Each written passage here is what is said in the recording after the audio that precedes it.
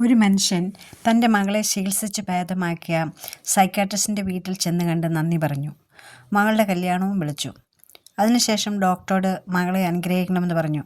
എന്നാൽ ഡോക്ടർ കല്യാണത്തിന് വരണ്ടായെന്നാണ് ഞങ്ങളുടെ ആഗ്രഹം. കാരണം ഡോക്ടർ എൻ്റെ മകളെ ചികിത്സിച്ചുവെന്ന് മറ്റുള്ളവരറിഞ്ഞാൽ എനിക്കും മോൾക്കും പ്രശ്നമാകുമെന്നുള്ളതുകൊണ്ടാണ്.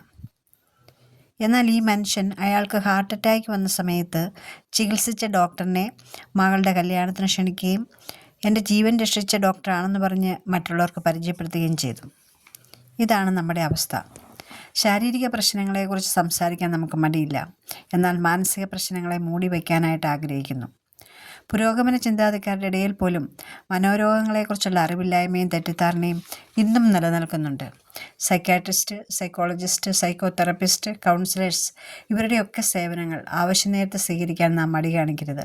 പ്രത്യേകിച്ച് കുട്ടികളുടെ കാര്യത്തിൽ മാതാപിതാക്കൾ അനാസ്ഥ കാണിക്കാതിരിക്കുക.